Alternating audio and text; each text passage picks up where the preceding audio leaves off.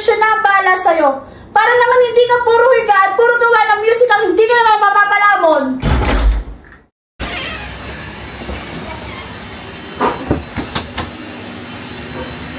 Aalis ka na? Mag-ingat ka ha. Galingan mo ha. Lagi ka magdasal. Morning po, ma'am. Good morning. You must be Mr. Bautista. Anak ka ba ni Mrs. Althea Bautista? Yes po, ma'am. Tell me about yourself. Ingay ng paligid, kay bilis ng takbo ng daigdig, kadiliman at lamig, hampas ng wala niyo bang naririnig?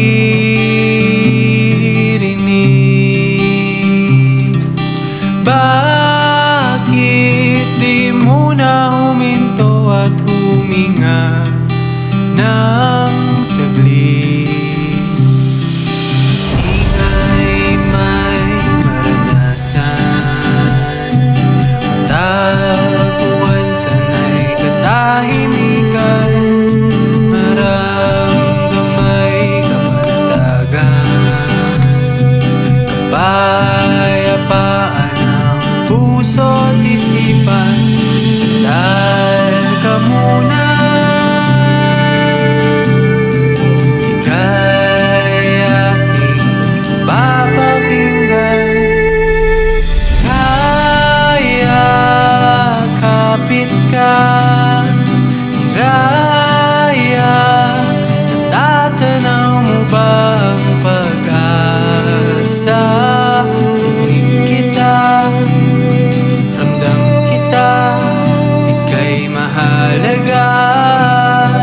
Hiraya, kapit ka, Late ka na naman. Anong oras na?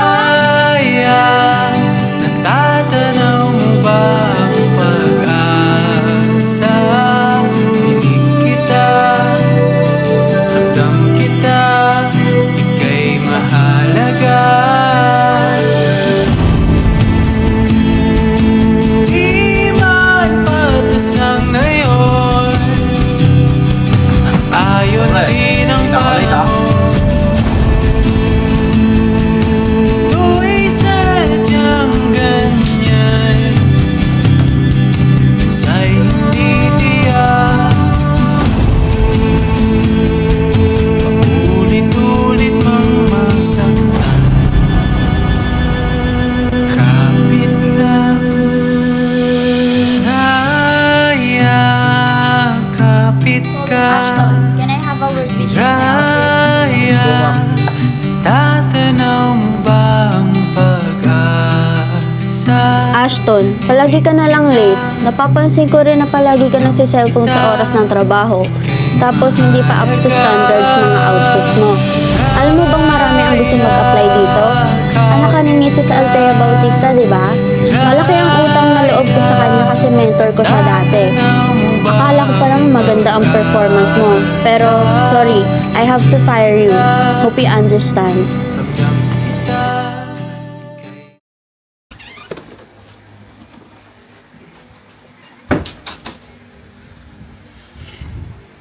Nandito ka na pala.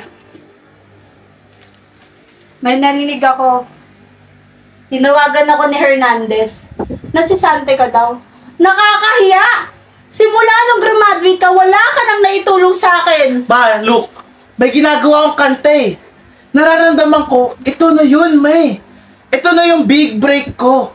Pag nag-click to, yayaman na ako. Yayaman na tayo. Diyos ko naman, Ashton! Ilang taon mo na sinasabi sa akin yan? Ilang taon ka na gumagawa ng leche kanta na wala namang nangyayari? Hindi mo ba naiisip? Lahat ng pinaghirapan ko mapagtapos lang ito ng kolehiyo? Hindi mo ba naiisip lahat ng yon?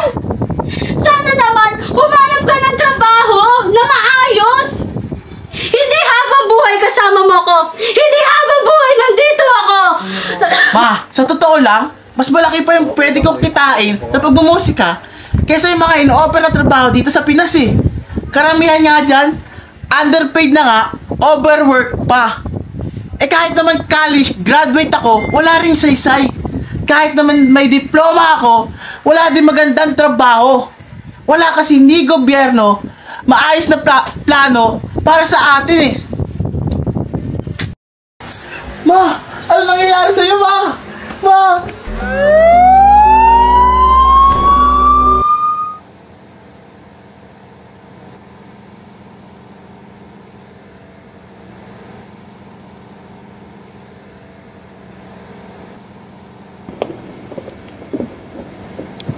Kamusta si tita man?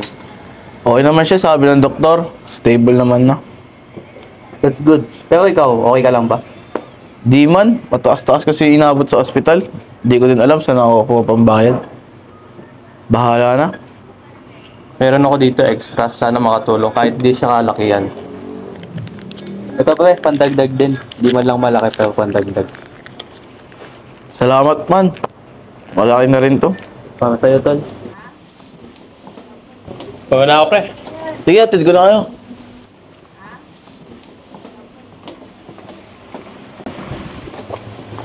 Sige pre, ingat kayo ha. Salamat ha. Ingat ka, tol. Pre, baka pag may mga racket ka dyan ha. Kailangan kasi ng mama ko talaga, panggamot. Meron ako, pre. Di ka pa. Sige, paldo na yan. Kahit ano. Sige, pre. Ako bahala sa'yo. Salamat ha. Una na ako, tol, ha? Ingat. Hello, pre. Tara, G. Parang out na ako pre. Hindi ko kaya. Mag-isip-isip ka nga. Wala kang pera eh. Wala kang pambayad sa ospital ng nanay mo eh. May pambili ka ba ng gamot, ha? Wala. Wala kang makuha ng trabaho eh.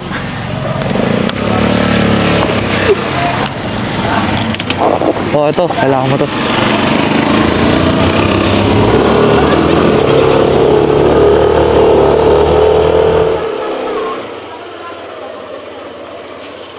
Akin na yan!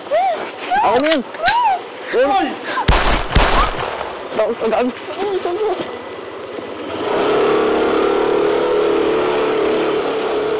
Gagi man! Anong ginawa mo?